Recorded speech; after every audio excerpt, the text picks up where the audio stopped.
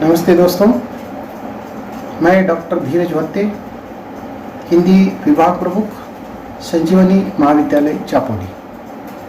आज के इस ऑनलाइन ताशिका में आप सभी का हार्दिक स्वागत है। बीए द्वितीय वर्ष ऐच्छिक हिंदी पाठ्यक्रम के अंतर्गत निबंध तथा कथेतर गद्य इस 8वें प्रश्न पत्र में राम अवतार यादव का निबंध पानी पानी शहर, जिसकी हम चर्चा कर रहे हैं। इसके पूर्व की ताशिका में हमने राम अवतार यादव का जीवन चरित्र और पानी पानी शहर इस निबंध का सारांश रूप में परिचय हमने देखा है। इस निबंध की आज विस्तृत चर्चा करते हैं। राम अवतार जी के व्यंग्य संग्रह मेरे श्रेष्ठ दलित व्यंग्य, इस संग्रह से ये जो व्यंग्य लेख या निबंध पाठ्यक्रम में लिया गया है, महाराष्ट्र राज्य की राजधानी मुंबई महानगर में 26 जुलाई 2005 को आई नदी की जो भयंकर बाढ़ है, उसके दुष्परिणामों को इस व्यंग्यात्मक लेख में राम अवतार यादव जी ने उसका लेखा जोखा किया है। इस लेख के आरंभ में लेखक ने मुंबई शहर का 26 जुलाई 2005 का जो दृश्य है वह अपने घर बैठकर उसको देख रहे हैं, निखर रहे हैं। सदी की भयंकर बाढ़ थी और उस बाढ़ ने पूरे शहर को हिलाकर रख दिया था। 26 जुलाई 2005 के उषा काल का समय था। आकाश में डरावने काले घनघोर बादल दिखाई दे रहे थे। इमारत की पहली मंजिल से ये सारा दृश्य लेखक देख रहे हैं। इमारत के सामने सड़क अभी जो इस समय सुनी है, पूर्वी छोर पर उत्तर से दक्षिण बड़ी सड़क से मिलकर बना जो तिहारा है, तिहारा से पूर्व में करीब 500 मीटर पर उल्लास नदी रात की भारी बारिश से भर चुकी है। और यह जो नज़ारा है, लेखक अपने घर के पहले मंजिले से निकल रहा है। ऐसा बादल, लेखक कहते हैं कि ऐसा बादल मैंने पहले कभी अपने जीवन में नहीं देखा था। बादल का रौद्र रूप देखकर मैं अंदर से हिल गया था। मैंने स्वयं बाहर जाने का कार्यक्रम रद्द कर दिया। बच्चे उस समय तक जाग चुके थे। उन्हें हिदायत दी। जो बच्चों को नाम लेकर वो कहते हैं कि रितेश, आशीष, आज स्कूल मत जाओ। दोनों मेरे पास बालकनी में आ गए। अभी वर्षा शुरू नहीं हुई। उससे पहले नदी का पानी बिल्डिंग के सामने आ गया।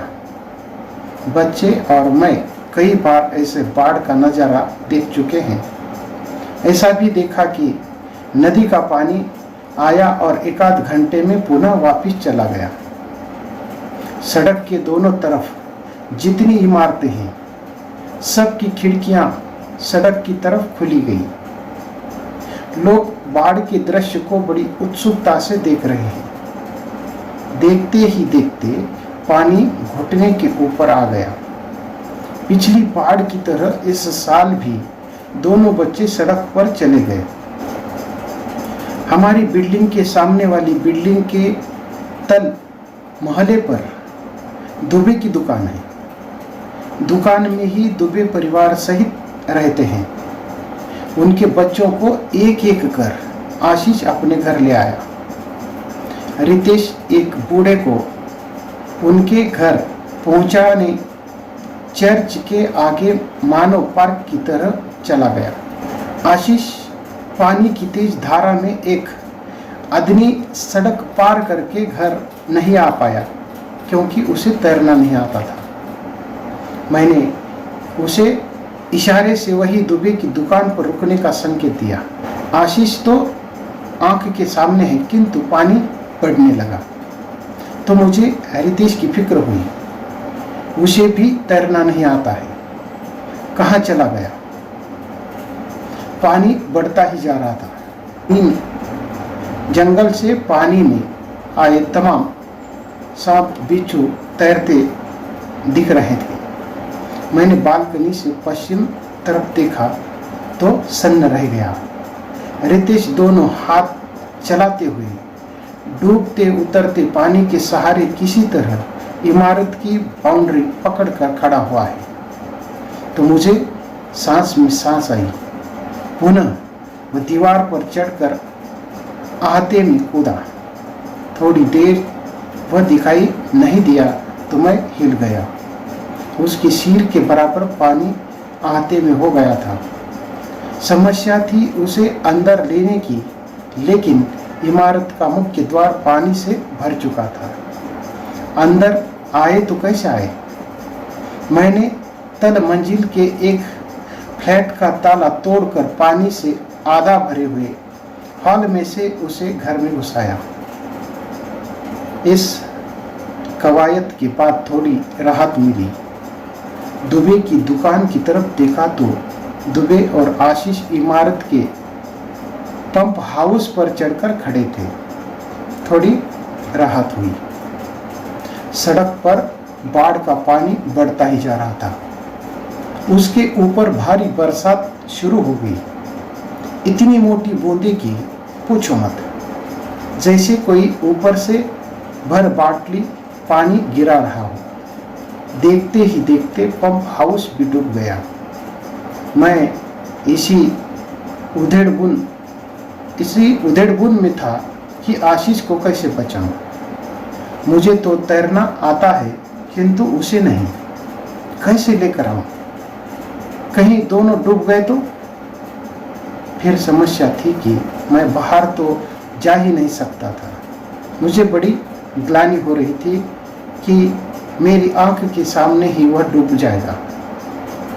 मैं कुछ नहीं कर पा रहा था।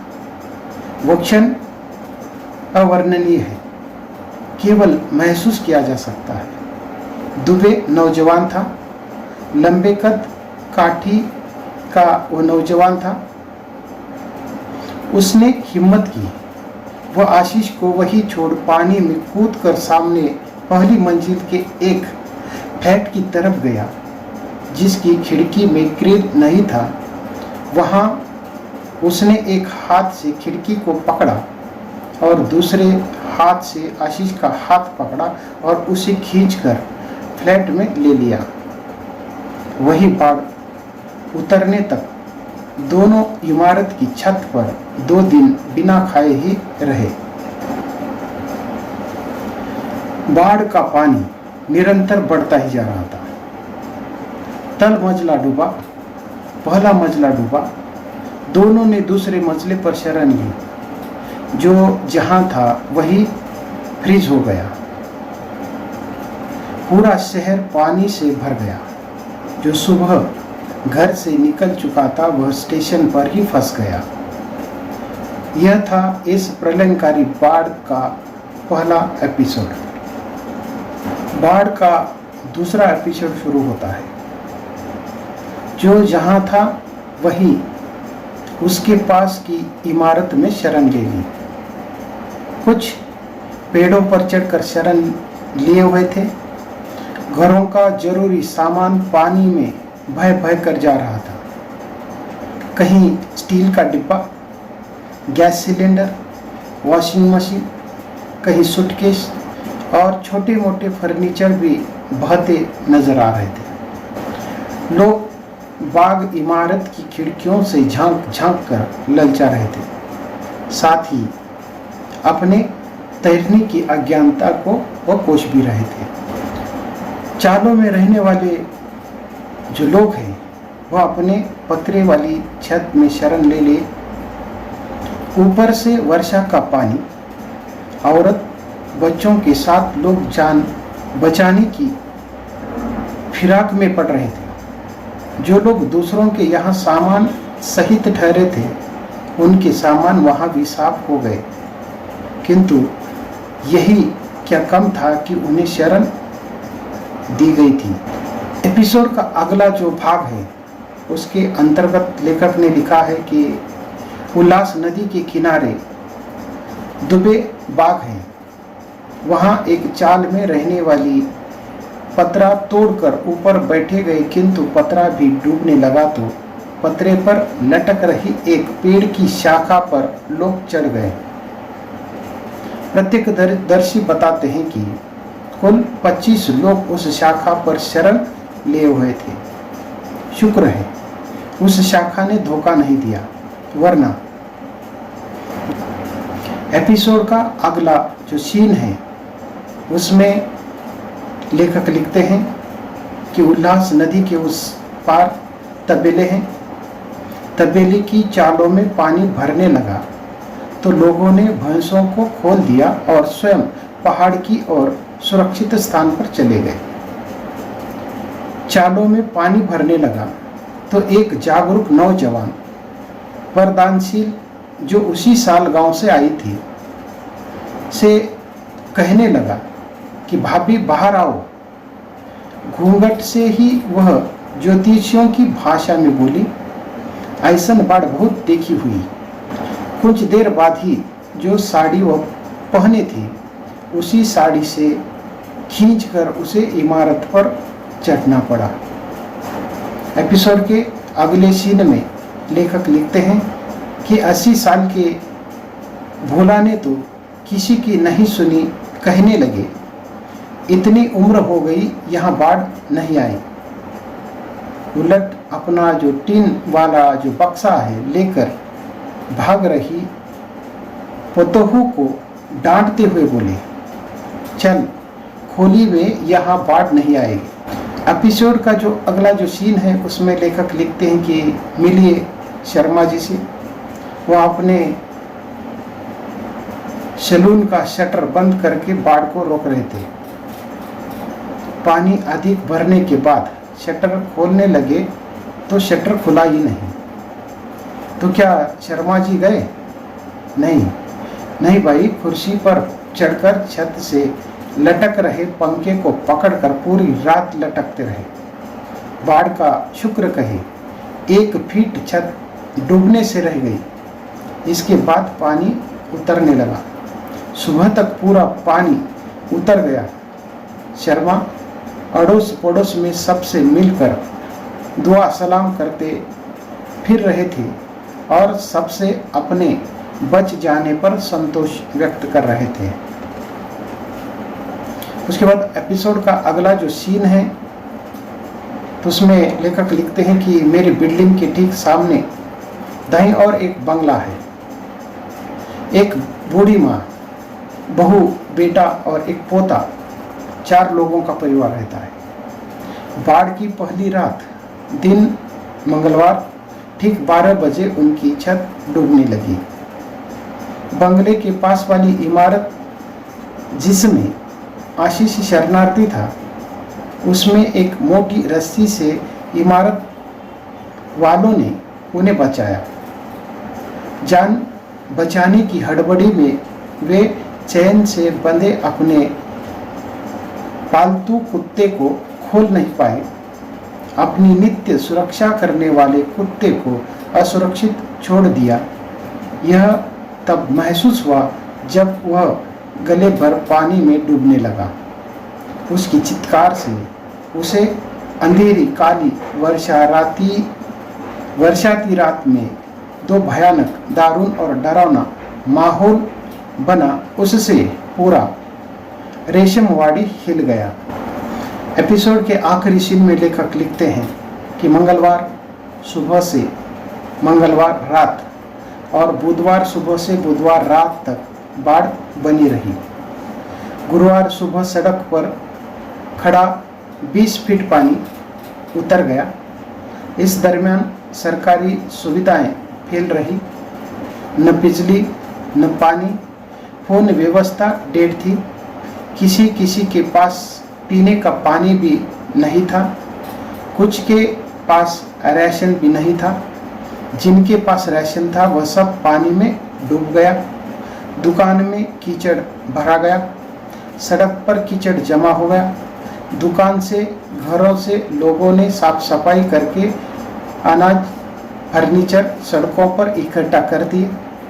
एक अजीब जो दृश्य है यहाँ उत्पन्न हो गया। गुरुवार की सुबह आवागमन जारी हुआ। कीचड़ भरी सड़क पर सरकारी गोताखोर कंधे पर रस्सियां रखे दिखाई देने लगे। बचाएं किसको, पानी तो उतर चुका था। यही से सरकारी राहत का श्री गणेशा होता है। अगले परिच्छेद में लेखक लिखते हैं कि एक दिन 5 किलो गेहूं, दूसरे दिन चावल, तीसरे दिन राखिल प्रति व्यक्ति, प्रति परिवार के जमा हिसाब से वितरित किया गया। शहर में न बिजली न ही नल का पानी। सरकार राशन देकर हमें और परेशानी में डाल दिया। गेहूं खाए तो कैसे, चावल पकाए तो कैसे। खैर, सभी पीड़ित अपने पड़ोसियों संबंधियों से जरूरी चीजों का आदान प्रदान कर काम चला रहे थे। स्वयंसेवी संस्थाएं पुराने नए कपड़े, पीने का पानी, बच्चों के लिए दूध तथा खाने के लिए खिचड़ी बांटने लगी। लोग अकाल ग्रस्त की तरह लंबी लंबी लाइनें लगाकर खाने पीने की जरूरी सामान ले रहे थे। बाढ़ में डूबे प्रभावित परिवार थे, वे सब अपने आशियाने को पुनः खड़ा करने में तल्लीन थे। अप्रभावित बचे हुए लोग कतार में पहले खड़े होकर राहत सामग्री साफ कर रहे थे। वही फुर्सत वाले लोग प्रभावित पीड़ित लोगों को आकर बता रहे थे कि राहत सामग्री कहाँ बट रही है। इस कालावधि में कौन राजा कौन रंक, किसी का भेद नहीं था। राहत सामग्री, पीने का पानी घर में लाने का काम बच्चे संभाल रहे थे। बाढ़ के पहले नगर में जो पड़ोसी शिष्ट शरीफ थे और गंभीरता और कुलीनता का मुलम्मा लगाकर रहते थे, बाढ़ ने उन्हें सरेआम नंगा कर दिया। सभी पीड़ित उनकी नग्नता और उनका हल्कापन देखते रहे। एक पीड़ित दूसरे पीड़ित से कहने लगा, भाई आखिरी एपिसोड तो बहुत अश्लील है। शरीफ लोग नंगे घूम रहे हैं। दूसरे ने अपने मुंह पर उंगली रखकर इशारा किया, सी। तो इस प्रकार राम अवतार यादव जी का ये जो व्यंग्य निबंध पानी पानी शहर है, इस निबंध में उन्होंने कई एपिसोड के माध्यम से अलग अलग घटना प्रसंगों का व्यंग्यात्मक जो लेखा चुका है, इस निबंध के माध्यम से उन्होंने दिया है। जानते हैं कि महाराष्ट्र राज्य की राजधानी मायानगरी जो मुंबई महानगर है, उसमें आई हुई भयंकर बाढ़ के कारण जो दुष्परिणाम सामने आए, उन दुष्परिणामों का व्यंग्यात्मक लेखा जोखा निबंधकार ने इसके अंतर्गत दिया है। हम जानते हैं कि 26 जुलाई 2005 को मुंबई में जो भयंकर बारिश हुई, जिसके कारण इस प्रकार का जो जलाप्लावन की स्थिति को स्वयं लेखक ने देखा है, अनुभव किया है और उसके आधार पर उन्होंने इस निबंध को लिखा है। तो इस प्रकार हम जानते हैं कि इतनी बड़ी जो बारिश है, इसके पहले लेखक ने भी नहीं देखी थी। अलग अलग एपिसोड और दृश्यों के माध्यम से उन्होंने इसके अंतर्गत बहुत ही मार्मिक और यथार्थपरक दृष्टि से व्यक्त किया है। इमारतों की एक एक मंजिल तक पानी भर गया था। सड़क पर 20-20 फुट पानी दिखाई दे रहा था।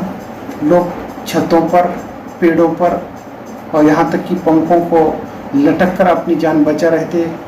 इस भयंकर बारिश के या बाढ़ के कारण कई लोगों को जल समाधि भी मिल जाती है। परिवार की जो जरूरी सामान, कपड़ा है या अनाज है, सब पानी में बह जाता है। पेड़ की एक एक शाखा पर 25-25 लोग शरण लेते हैं। कई लोग घर बार छोड़कर पहाड़ों की पनाह लेते हैं। ये जो बारिश है कम होने के बाद, सड़क का जो 20 फीट का पानी उतर जाने के बाद दुकानों में, सड़कों पर कीचड़ है, उसको कुछ स्वयंसेवी संस्थाएं, महानगर की ये सारी जो व्यवस्था है उसको साफ, सरकार की ये सारी जो सुविधा है, ये बाढ़ की चपेट से जो तहस नहस हुआ था उसको ठीक करने में लगते हैं। इस समय न तो बिजली, न पानी, न फोन की व्यवस्था है। इधर राशन ये सब बह गए हैं, राशन पानी में डूब गया है। तो इस प्रकार ये सारी जो दुरावस्था है उसका चित्रण इसके अंतर्गत उन्होंने किया है। उसके बाद स्वयंसेवी संस्थाओं के माध्यम से जो राहत सामग्री का काम शुरू होता है, तो हम देखते हैं कि राहत सामग्री में लंबी लंबी जो कतारें हैं ये सामग्री लेने के लिए लगती है। लेखक ने इस लेख के अंत में जो महत्वपूर्ण बात है, उनका जो उद्देश्य है वो यही रहा है कि महानगरीय इस जीवन में इस बाढ़ के कारण जो अपने आप को अमीर समझते थे, बड़े समझते थे, उनकी जो पोल है वह खोलने का किस प्रकार खुलती है, ये जो दृश्य है उन्होंने इसके अंतर्गत बताने की कोशिश की है। तो इस प्रकार इस राहत सामग्री में ये सारे जो लोग हैं, राजा और रंक, सब इस बाढ़ से प्रभावित थे। अमीर गरीब का जो भेद है वह भूल कर सब उस सामग्री के कतार में शिष्टाचार के साथ, शराफत की जो शराफत, गंभीरता के साथ उस लाइन में लगे हुए दिखाई देते हैं। इस तरह राम अवतार यादव जी ने मुंबई महानगर में आई ये जो भयंकर बाढ़ थी, उससे जो दुष्प्रभावित महानगरीय जनजीवन है उसका बहुत ही वास्तविक चित्रण इसके अंतर्गत किया है। अंत में जो अमीर और गरीब का जो भेदभाव है वह पूर्णतः भूल जाते हैं। लेकिन मनुष्य हार मानने वालों में से नहीं है। वो कई बार उजड़ जाने पर भी अपनी जो जिजीविषा है उसके कारण वो फिर अपना आशियाना खड़ा किस प्रकार करता है, इसका बहुत ही मार्मिक जो चित्रण है इस निबंध के माध्यम से निबंधकार ने किया है। तो हम यहाँ रुकते हैं। धन्यवाद।